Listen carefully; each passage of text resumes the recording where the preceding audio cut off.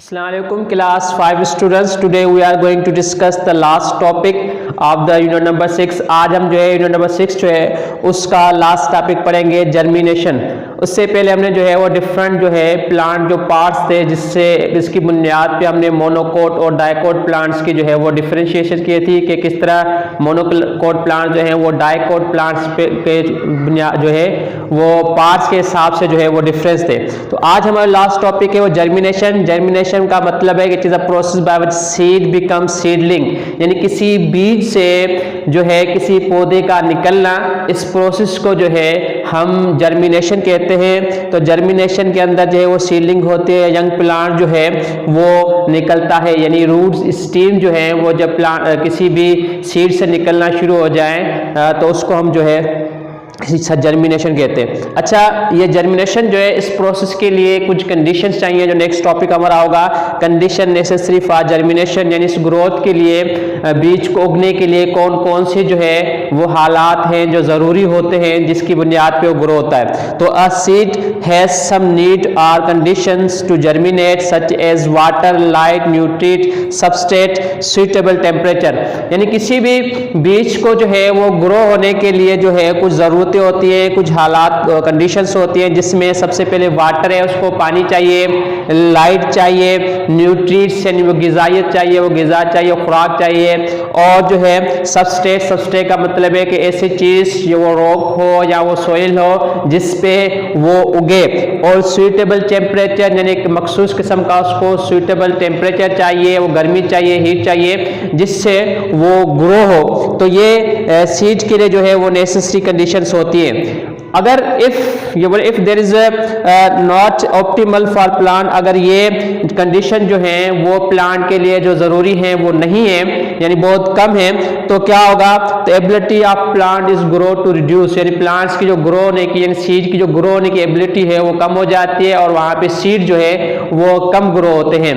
तो ये कंडीशंस होती हैं। और आपको पता है जर्मिनेशन जो है is also affected by the factor such as pollution का मतलब है कि हमारे इन्वायरमेंट के अंदर जो हार्मफुल और जो जहरीले सब्सटेंस होते हैं वो शामिल हो गए, एयर के अंदर शामिल हो गए, या वाटर जिसके अंदर वो ग्रो कर रहा है उसके अंदर मौजूद है, या वो सॉइल जिसके अंदर उसकी ग्रोथ हो रही है उसके अंदर वो पोल्यूशन के यानी हार्मफुल सब्सटेंस मौजूद है। तो उससे भी क्या होता है कि उसकी जो कंडीशन है जर्मिनेशन की वो इफेक्टेड होती है और सीड जो है वो ग्रो नहीं होता।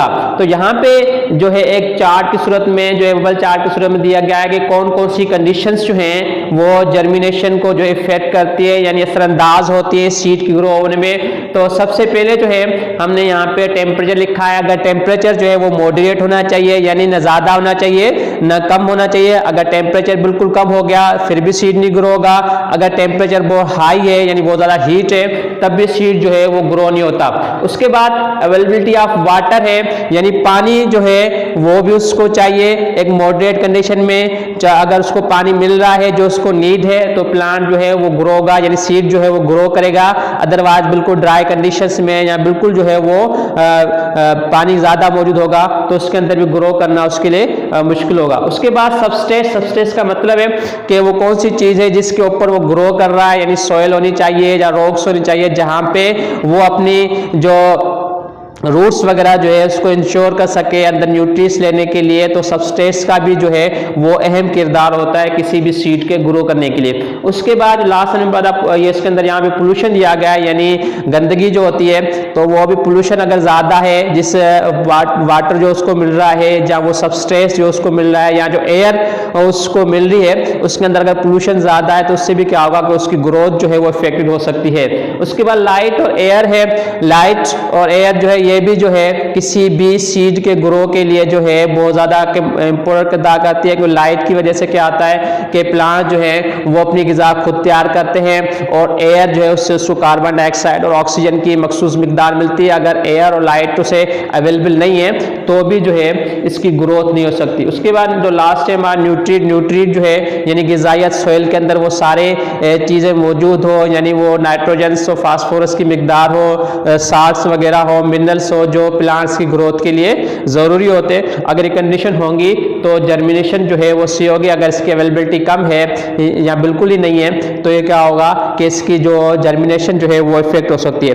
तो आज हमारा जो चैप्टर था, चैप्टर नंबर जो है 6 किंगडम प्लांटिया, जिसके अंदर हमने किंगडम प्लांट को जो है डिस्कस किया, उसकी क्लासिफिकेशन पढ़ी कि हमारे पास दो किस्म के जो है वो प्लांट्स थे, एक नॉन फ्लावरिंग प्लांट्स थे और दूसरे फ्लावरिंग प्लांट्स थे। नॉन फ्लावरिंग प्लांट्स में वो प्लांट्स थे, एक जो थे हायर प्लांट्स थे जो सीड प्रोड्यूस कर रहे थे, अगर वो सीड नेक सीड थे उसके अंदर किसी किस्म के फ्लावर प्रोड्यूस नहीं हो रहे थे। और उसके बाद हमने फ्लावरिंग प्लांट्स पढ़े। फ्लावरिंग प्लांट जो है उसके अंदर भी हमने दो किस्म के पढ़े, एक मोनोकोट प्लांट्स और दूसरे डाइकोट प्लांट्स। मोनोकोट्स प्लांट्स के अंदर मैंने बताया कि उसके अंदर 1 सीड कोट होता है यानी लीफ होता है, और दूसरे जो डाइकोट प्लांट्स होते हैं उसके अंदर 2 सीड जो है लीव्स होते हैं। फिर हमने उस मोनोकोट और डाइकोट प्लांट्स को on the basis of their जो पास थे उसके अंदर डिफरेंट जो एक्सटेंशन किया। और आज हमारा जो लास्ट टॉपिक था वो था जर्मिनेशन, यानी सीड जो है उसके अंदर किसी तरह जो है वो एक प्लांट जो है वो ग्रो करता है, वो हमने पढ़ा। और हमने कंडीशंस जो किसी भी लास्ट में टॉपिक था कि किसी भी जर्मिनेशन के लिए सीड को ग्रो करने के लिए कौन सी हालतें हैं जो ज़रूरी होती हैं, उसको हमने डिस्कस किया। तो ये हमारा जो चैप्टर नंबर 6 था वो आज मुकम्मल हो गया है। मैं उम्मीद करता हूं कि आप लोग इस चैप्टर को अच्छी तरह समझेंगे और इसमें अंदर दी हुई जो एक्टिविटीज़ हैं वो आप खुद फिल करेंगे, फिल द ब्लैंक्स वगैरह होगी या जो ग्रुप टास्क दिए गए हैं वो आप खुद मुकम्मल करेंगे और इसको जल्द से जल्द फेयर करके आप चेक करेंगे। अल्लाह हाफ़िज़।